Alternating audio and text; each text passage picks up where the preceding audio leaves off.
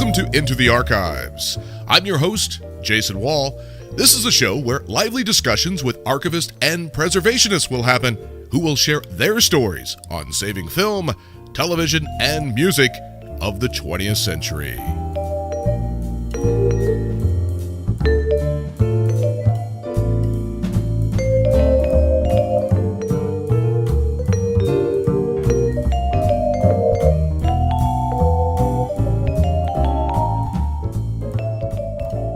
Involved in researching, uncovering, and preserving archival content, which has been used in countless Emmy and Oscar-winning documentaries, Adrian Wood has become one of the world's most prominent film archivists working today.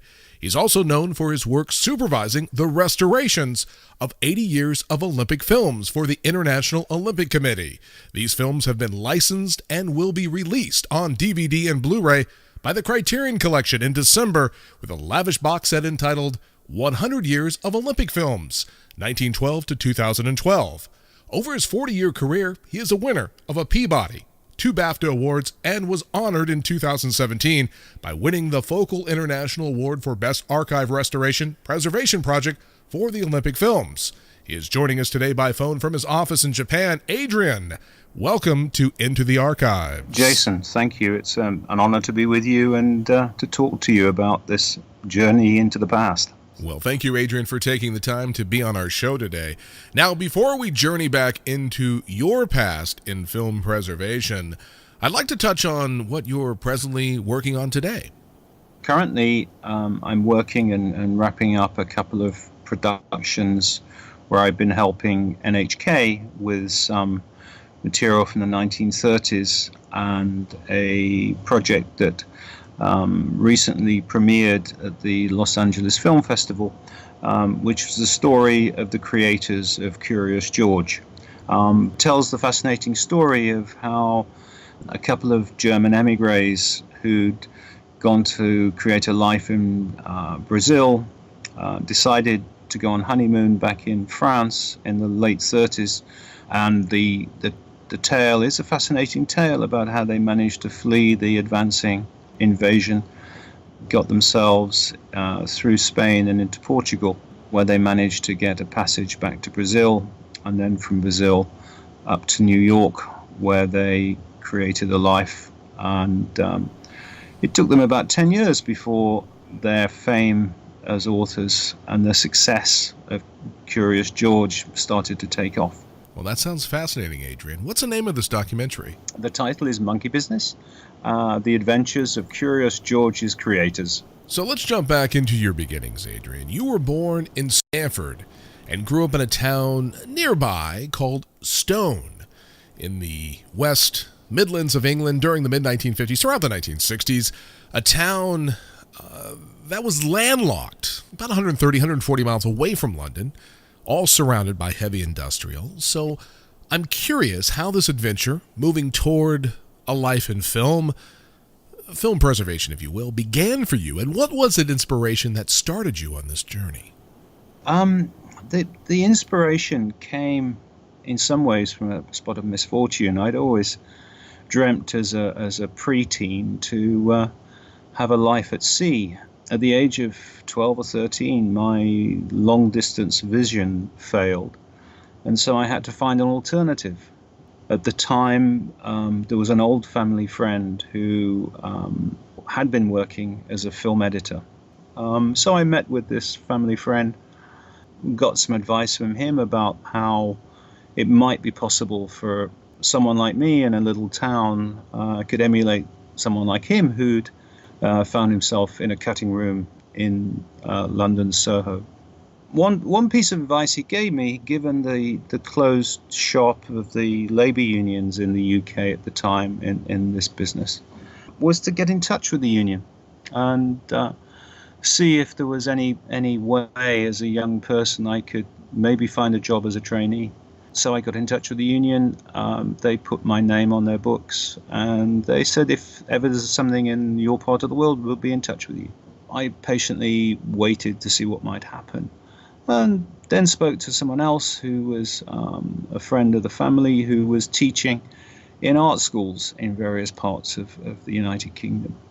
At that time, there was only a couple of places where you could study film or filmmaking, and got some insight from him about where might be an appropriate place to study. And that was at the WSCAD, correct? Indeed, the WSCAD, the West Surrey College of Art and Design. No longer in existence, now under the umbrella of the University of Surrey. That's where I find myself at a tender age, trying to embark on gaining some qualifications that would enable me to have a future in this world, perhaps. As a student at WSCAD, you landed your first job in the industry. Now, were you contacted about this opening from the union, or did you see a listing and just apply for this job? I had a letter forwarded to me from the ACTT, the Labour Union, asking me if I was still interested in being on their books. And I called them up and said very much so, and I updated them on what I was doing. And probably about a month later, got a phone call from them saying, look, there's a short-term position opening for a junior in a cutting room. And also there was another opening for a junior, which is for a full-time role in a TV news station, ITN. So I figured, well, something to do for the summer, why not get some experience, why not apply? So I went up to London, had a couple of interviews, and was offered the job at ITN. And that had the grandiose title of Junior News Film Traffic Assistant. So as a junior news film traffic assistant, what were your duties in this role, and what year would this be? 1973. And the work itself was I suppose, a thing that couldn't exist anymore given the nature of news and the immediacy of news. But at the time, ITN had news crews out in the field all around the UK, all around the world. They were receiving film reports physically, undeveloped, 16mm Ektachrome, or sometimes 60mm black and white, depending on where it came from. They were receiving prints from other news services in the US and in other countries. There were daily satellite feeds and Eurovision feeds, but physically most of it was coming through the door in a little shiny silver can, either with camera tape around it or without, depending on whether it was processed or unprocessed. And how did this all tie back into your role as a junior news traffic assistant? The first thing to do was actually give every roll of film that came in the building a unique identification number. There were carbonated documents that then were always related to that roll of film, which generated the number. They were pre-printed, and you allocated a number to the film went to the lab, they kept one copy of the documentation, it came back into the traffic department, which was all of 3 yards away, and then from the traffic department it went up to the cutting room.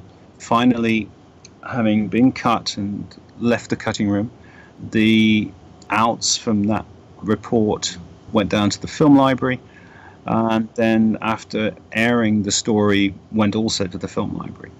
And all the way through the entire history of that piece of film, it had the number that an innocent young junior news film traffic assistant assigned to it. So pretty much the entire summer of 1973, you worked at ITN, really a great foot in the door opportunity for you.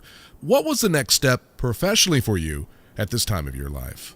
I became aware of an opportunity to go up a little in the rungs of a ladder, and I got a job working in an educational film library that necessitated the physical inspection of prints, which either on their way into the library or out of the library. And so my job was to check all these, try and fix them up. And where they couldn't be fixed up, then I had to organize a reprint either of the section if it was sensible to or possible to. And so I started having a liaison more and more with laboratories, but not just on handing them the roll of film and telling them how many prints to make.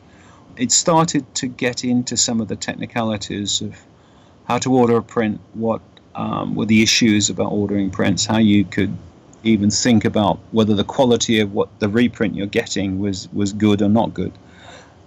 This in the 70s, there were still some very good labs in London, so it wasn't a huge issue, but it was important to make sure that quality was being kept under control. Mm-hmm. Now, from inspecting educational films and building these relationships with labs in London, you moved over to Thames Television next, correct? That's correct. There was a brief moment. I moved to Border Television, which was probably one of the smallest stations in the federal system of the ITV network in the UK. And what was your responsibility at that border station? Making sure that the daily news programs and the local public affairs shows were serviced as regards their needs of historical content. And quite often, this station had only been in existence since the early 60s. By now we're in the mid-70s, so anything historical that was required had to come from somewhere else. And so I'd quite often find myself on the phone, calling around libraries, archives, newsreel companies. And actually, I found it quite interesting, because you were talking with folks and finding out about history. You were finding out where material was and why it was there. And it sort of excited me a little bit.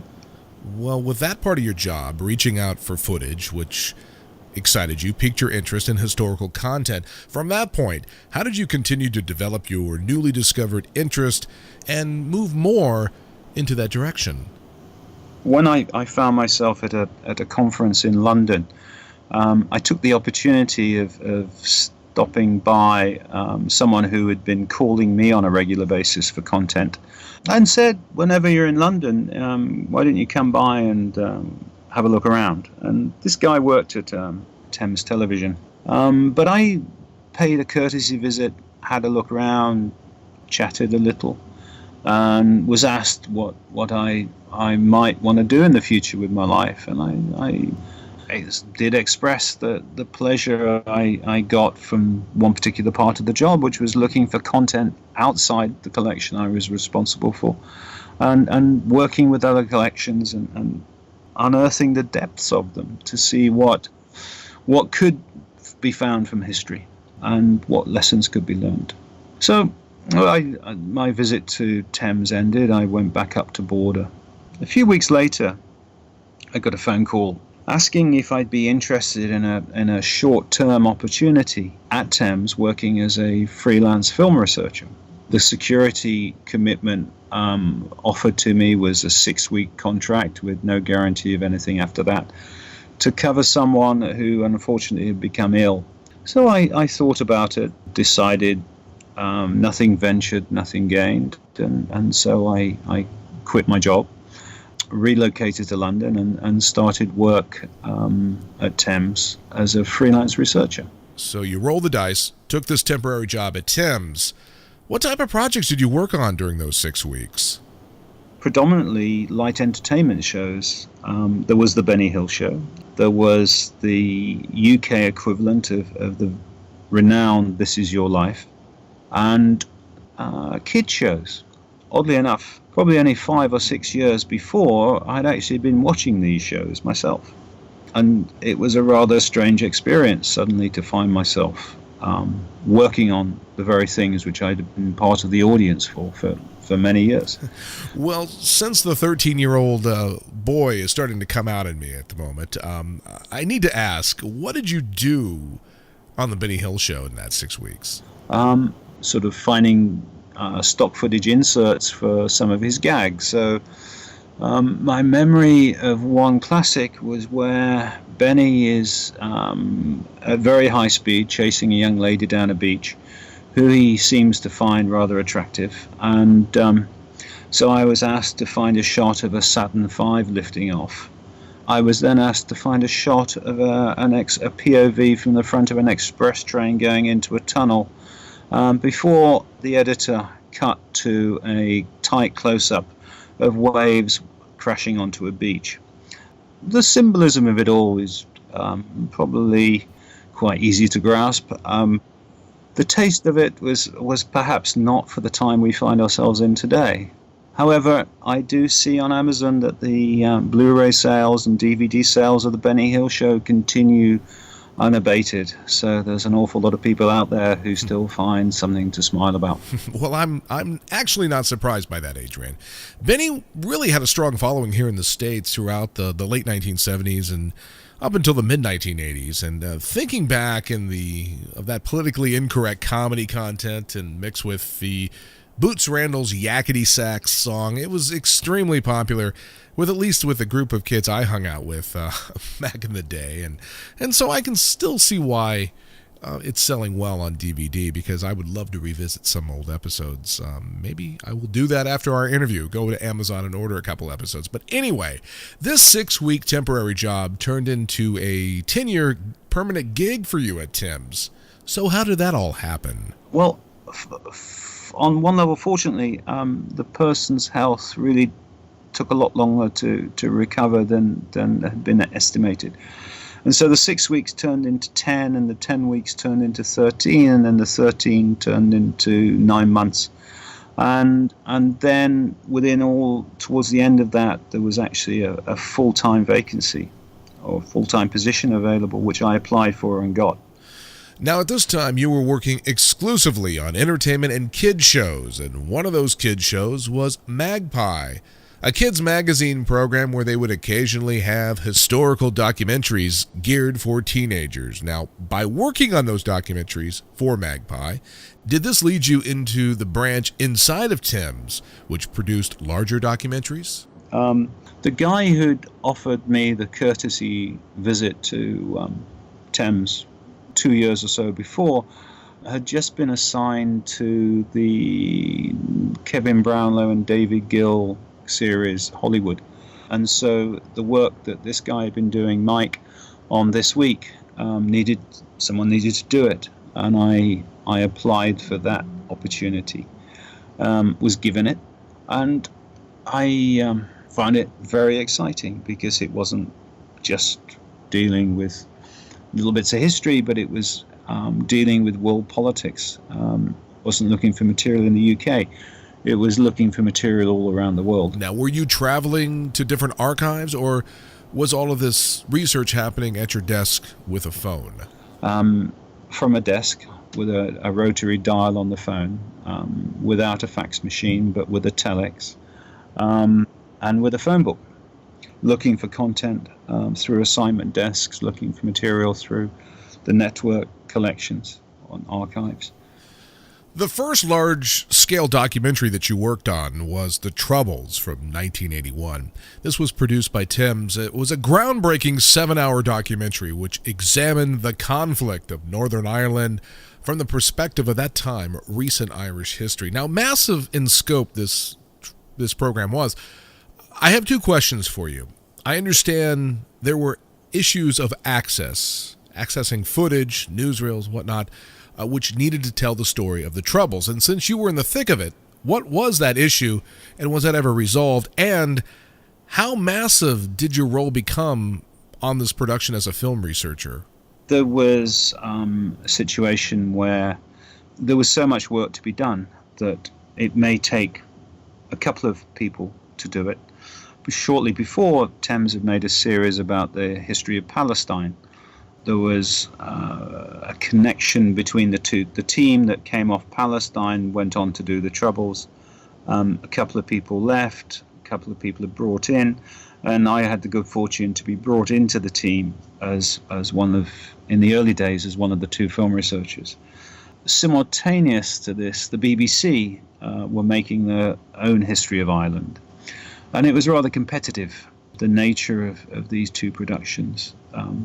The BBC thought they had the right to do the history and access material. Thames just thought they were making a documentary series.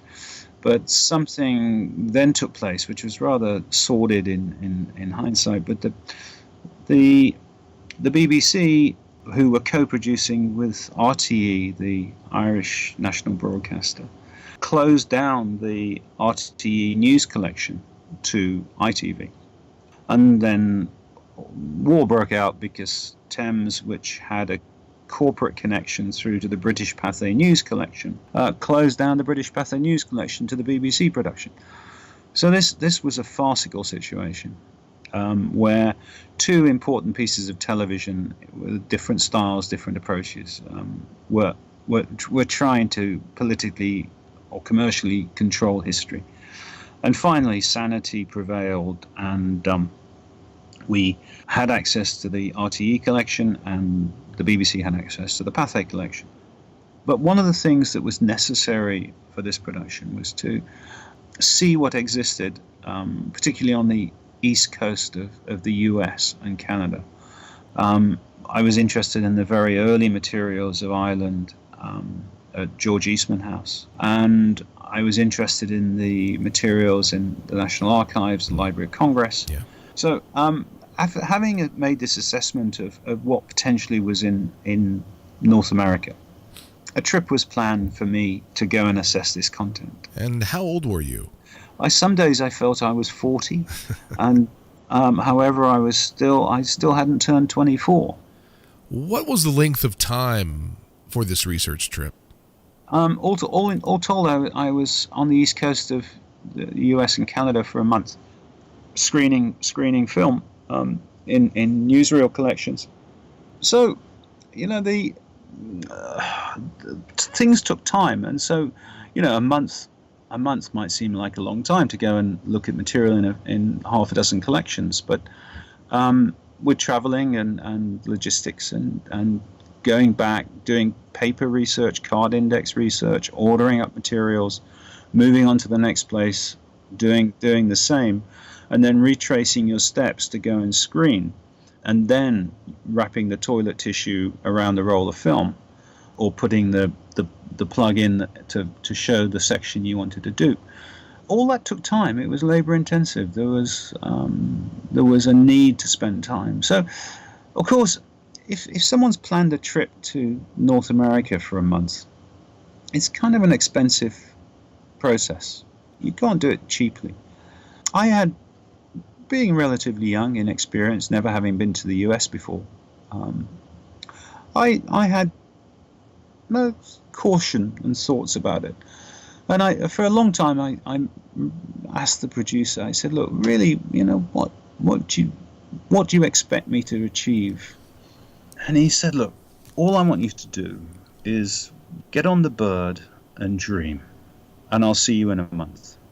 Wow. That's a very classy response and very powerful and reassuring advice to receive from a producer on your first trip to America. Now, with this being your first trip to the States, what was your impression the first time when you stepped off that jet? Here am I, this relatively young kid, stepping out of an aircraft at Washington Dulles Airport for the first time in my life, the first time I'd set foot on another continent. And I went through immigration and picked up my bags and got into D.C. and was astonished by what I saw. I was staying in Georgetown, and so much of the imagery that was in front of me was redolent of the movies I'd seen as a kid. The difference was the smells. The one thing a movie can't really give you is the smell of a place, but it can give you the sound, it can give you the sight, it can give you the hustle and the bustle. That's certainly my lasting impression of my first visit to Washington back in 1979. You were on the East Coast for a month, researching, reviewing film on a flatbed. So how much material did you locate at different archives which would be usable for this series, and how much actually made it into the final product on the Troubles? I wasn't looking for huge volumes of material. Mm-hmm. I was looking for the things that would distinguish the collections that were in Europe, particularly in Britain. And find things which wouldn't have made the release newsreels in the UK, or wouldn't have even been shot by the newsreels in the UK because the camera operators knew that they wouldn't make the release. So I was looking for stuff that was different.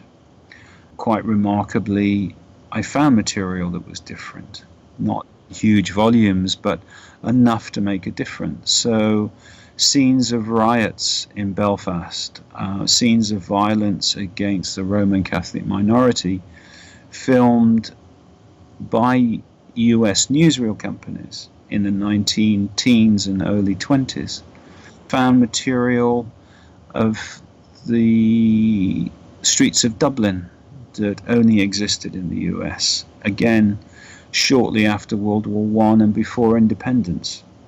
There was remarkable material that turned up in a public affairs show in Canada that filmed the streets of Derry exactly 1 week after Bloody Sunday, which illustrated beautifully the menacing calm that lay over the city, mourning the deaths of those who were summarily shot by the British Army.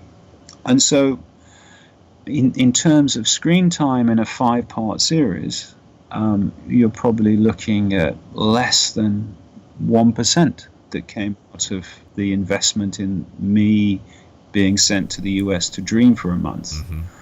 But it's not about the screen time, it's about the value of the image and its significance in the history, which I think is the most telling. You know, Adrian, I agree with you on that. That's a great point. Now, The Troubles was as I said, a 7-hour documentary. I believe it was 5 parts, a 5-part series. This took, 2 to 2.5 years to produce? It took the best part of 3 years. Okay, so you followed that 3-year journey with another compelling and epic-sized documentary entitled Crime Inc., also produced by Thames, released in, I believe, 1984. So was this another 3-year investment in time? That one became 4. By now, I was kind of well embedded into the documentary department of Thames. Oh, I'm sure. And so when a project, the next major project that came up, there was, the Hollywood series had finished and aired to great acclaim. And so there were these 2 parallel things running. There was the more political or more lurid sort of stuff going on, and then there was the Gill and Brownlow stuff, which was remarkable what Kevin and David were doing, and it was on many occasions a great calling card to say you were working with the company that Gill and Brownlow were associated with. So when it was decided to tell the story of American organized crime, it was sensible to look for people who knew something about the subject or knew something about the sources of relating to that subject. I just finished a project where I'd spent a month in America, so I knew the American sources, at least on the East Coast. I was familiar with calling up TV stations, getting hold of assignment desks, trying to persuade them to share material with this strange voice at the end of a telephone line. And so one of the directors who had worked on The Troubles moved on to the Crime Inc. show. And so I was given that opportunity. For my money, Crime Inc. is truly a fascinating insight into the American mafia. It has incredibly compelling interviews, rich in detail from gangsters, hitmen, law enforcement, but it also includes a whole slew of footage from various sources like newsreels and network news footage, home movies, etc. And there are moments in Crime Inc. which it contains FBI surveillance footage. And back when this documentary was produced and aired, this was extremely rare to see. So how did you or Thames get access to this sort of footage? I'd love to take the 5th, but oh, please don't. It's time to tell, I suppose. Yes. There was the team had close connections to law enforcement, and law enforcement is a very close community. It's almost a little like film archivists in some ways, but you needed to have established bona fides, and through connections within the team to organized crime task forces, to prosecutors, investigators. Slowly, this network grew whereby the confirmation of your legitimacy and bona fides from one agency to another would ripple through. And quite often, this material was sitting in filing cabinets as evidence following a prosecution, successful or otherwise.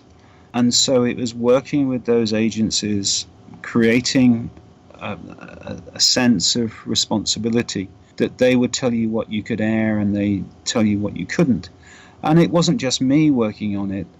There was a team of probably about 8 people. I was primarily responsible for all the historical moving image content, which included some of the surveillance content. I worked with the DEA. I worked with the FBI and the FBI Academy down in Quantico, Virginia. I visited over 25 different states in the course of that production. I remember visiting ABC down in Roanoke, Virginia on a long trip because they had content relating to bootlegs and moonshine. And I'd been there a couple of days, and then on the last day I went to say goodbye to these guys at the ABC I'd been working with. And they said, "Okay, good, nice to have met you. Where are you heading to next?" And I said, "I'm not far, I'm just going to Kentucky." And this guy looked me in the eye. He said, "Do you have a weapon?" And I said, no, don't have a weapon. He said, "I'll lend you one." And this guy was totally serious. He wouldn't dream of crossing that state's line from Virginia into Kentucky without a weapon. Oh, wow. Those are the days of film research. Oh, I'm sure that was reassuring to you, wasn't it? Anyway, you came up with a fantastic idea for a show that would be nothing but color footage of World War II, originally shot by the soldiers, mostly in 16mm Kodachrome. Now, what was your inspiration or perhaps discovery that you had to come up with such a terrific show idea about World War II? I remember The World at War had an episode about the war in the Pacific. It was that which I think was the first show that had access to the Kodachrome material shot by the U.S. Marine Corps and the U.S. Navy in the Pacific theater in World War II. And it was astonishing. It stunned me because it looked real. There was no distance of history. And I remember being impressed by that.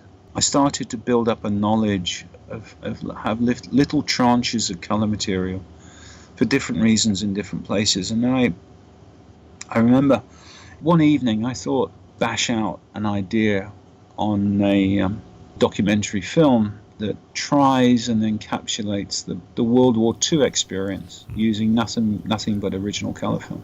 So from the concept stage, how did this project get greenlit and then moved into production?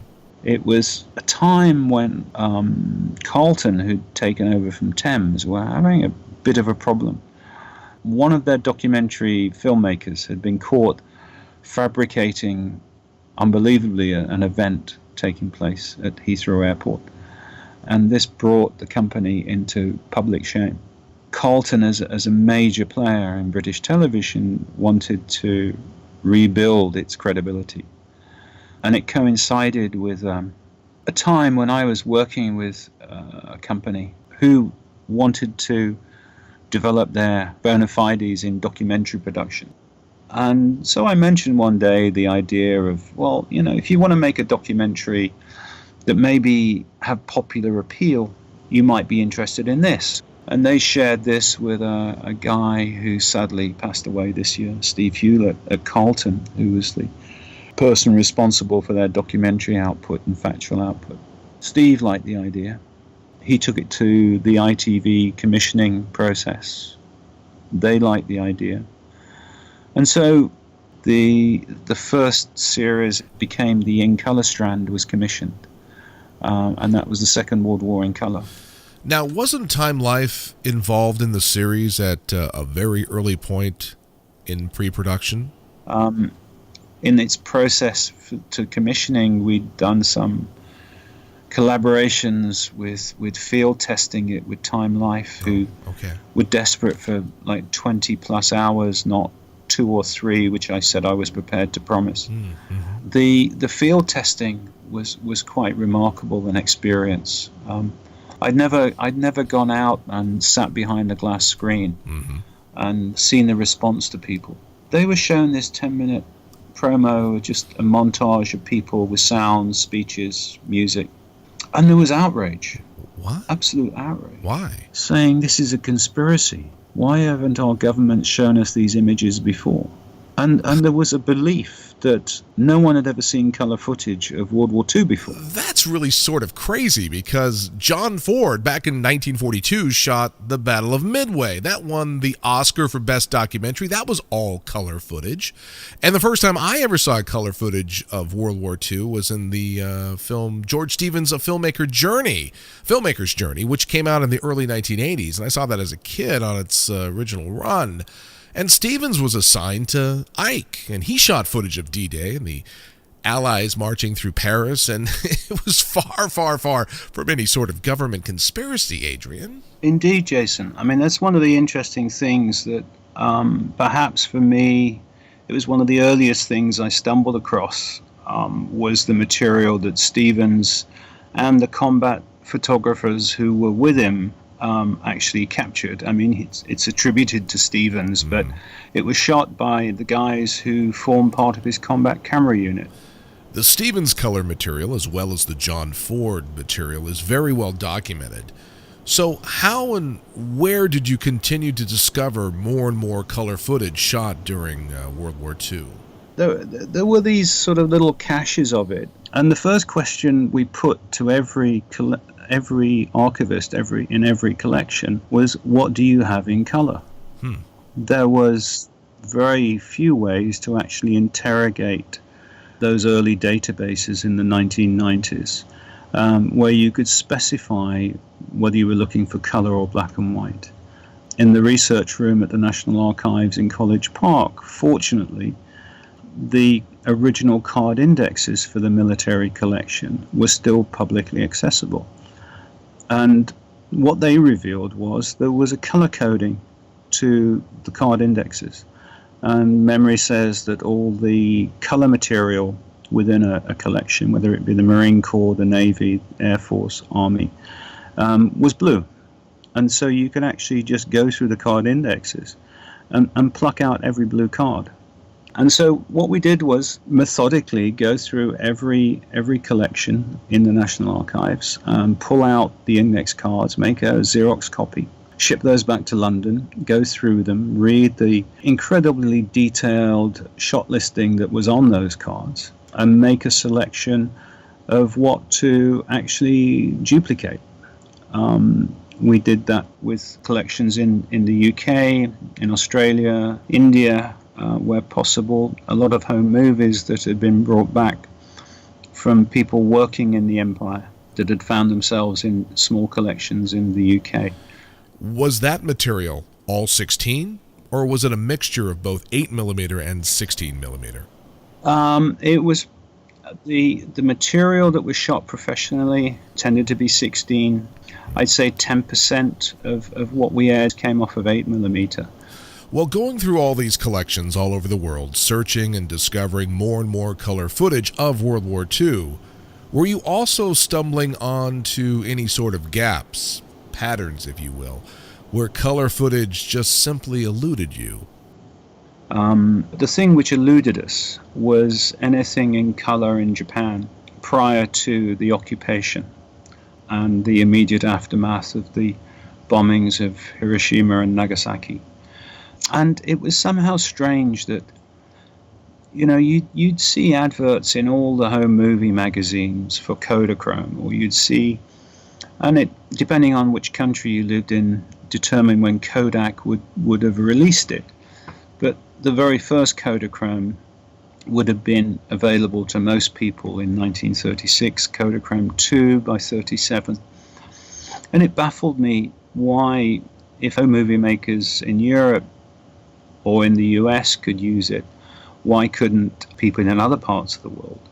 We knew that some people had traveled to Japan in the 1930s and shot material. That material we found in the US, but there was nothing shot by the Japanese. And so I came across a young academic who'd written a research paper in Kyoto University. I met up with him. I was told what the paper was about. It was written in Japanese. I couldn't read it.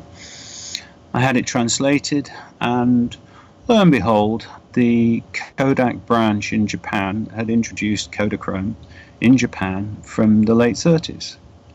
And so, armed with this academic paper, I went back to NHK and said, I'm really sorry, but would you mind reading this? And then once you've read it, would you mind opening every can in your vaults of home movies before 1945 and see if, when you physically inspect it, it turns out to be color?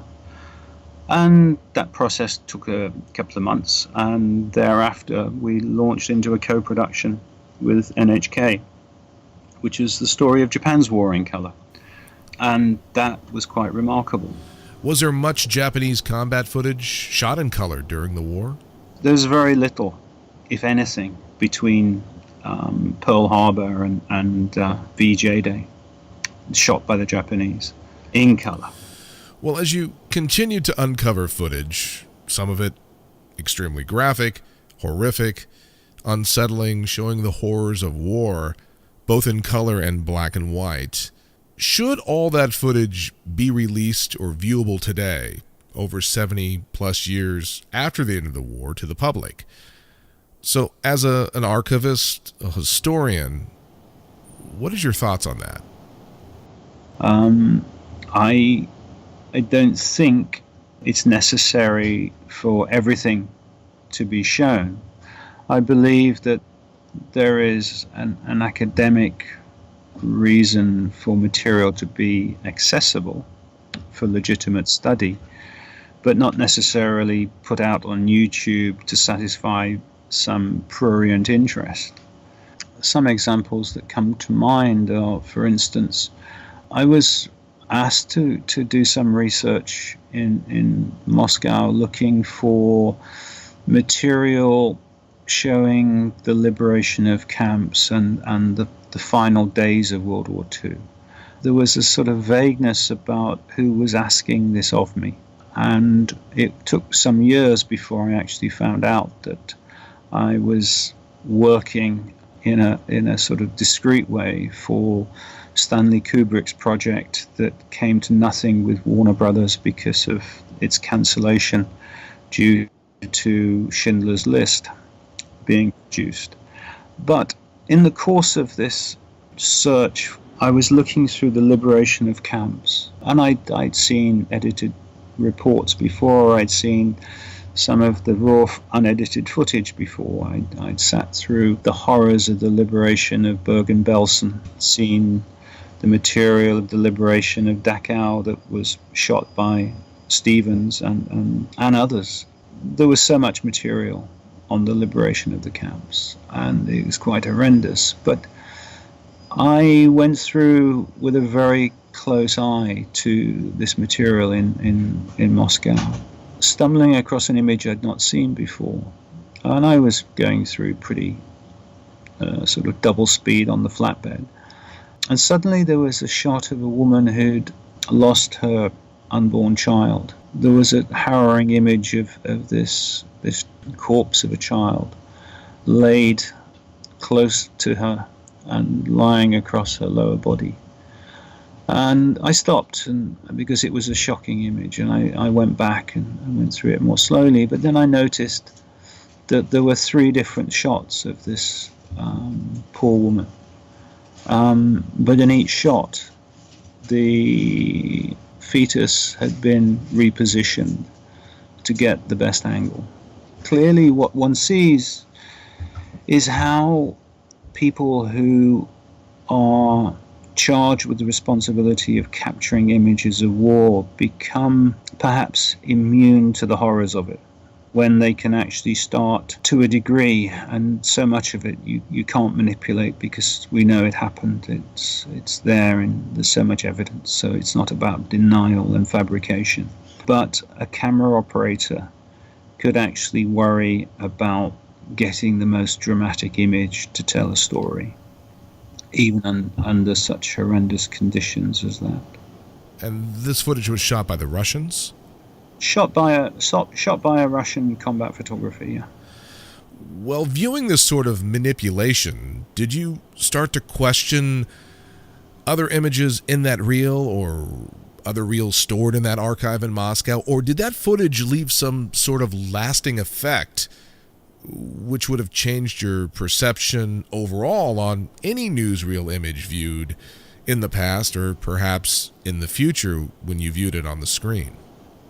Always question what is on the screen in front of you, or on the flatbed in front of you. Never accept anything, and just because two shots are next to each other doesn't mean that's how history was. And so I think questioning the imagery in front of you is a key thing for anybody fortunate enough to have the opportunity to research history through the legacy of the images that survive. Well, Adrian, I'm going to ask you one final question here on Into the Archives today. Many archivists, restorationists, preservationists all have a holy grail project. Most of the time it's title-based, but for you, is there any content which is your holy grail that you would like to preserve, restore, or better yet, discover out in the wild? And if so, what would that content be? There is evidence in February of 1945, 2 rolls of 16mm Jupe Neg being in a safe in the Air Ministry building in Berlin. Summer of 1944, when the assassination attempt took place on Hitler, very soon after, the very same day, so the perpetrators are rounded up in Berlin, arrested, taken that evening to a courtyard in the center of Berlin, and they were summarily executed for their part in the plot. Hitler, being Hitler, decided to have the execution captured on celluloid. This film was referred to in using an English title, either Action 10 or Operation 10. The 10 is difficult because the title in this inventory of the safe says Einsatz Zen or Einsatz X, and it's not clear if it's 10 as in the Roman numeral 10, i.e. X, or it's Operation X. Never know, and I could never find out. When Berlin was liberated and this film was searched for, it couldn't be found. The last notation of its survival was overnight in February of 45. By the time the Allies got there, the film had vanished. However, I was told that there was an academic in West Germany who'd seen this material at some point in his life. And I called him up and explained what I was looking for, and said, I don't necessarily want you to let me see it if you have it. I don't necessarily want you to tell me what's in it if you've seen it. But I would just like to know it survived after the end of World War II. And his comment was a very simple but poignant one, that if it were to survive, and if I were to have seen it, young man, I would never tell you. And I wouldn't tell you in honor of the people whose lives were taken in their attempt to change the course of history. And the search continues. Adrian, this has been truly a captivating conversation about your career, your early career, and we have not even touched on your magnificent restoration and preservation work on the 80 years of the Olympic Games. But hopefully we can get you back real soon to talk about that chapter in your journey. And again, Adrian, thank you for taking the time from your office in Japan to join us today here on Into the Archives. Jason, my pleasure, and thank you. Film preservationist Adrian Wood. The Perilous Fight, America's World War II in Color, is available on DVD from PBS Home Video.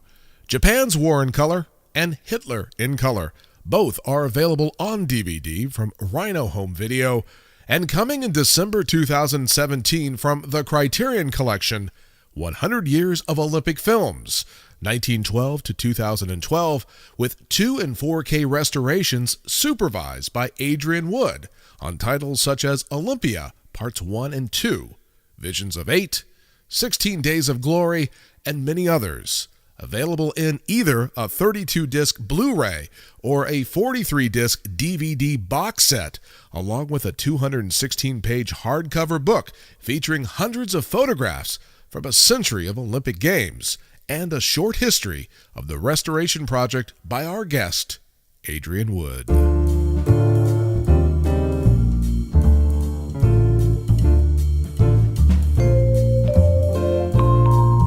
Next time on Into the Archives, we will speak to film historian and preservationist Robert Harris about his work restoring such classics as Lawrence of Arabia, Vertigo, and The Godfather. I'm Jason Wall. Please join us next time on Into the Archives. Check out our website at www.intothearchivesshow.com. You can email us at intothearchives@yahoo.com. Into the Archives is copyrighted 2017 by Brody Productions. All rights reserved. Distributed by National International Broadcasting.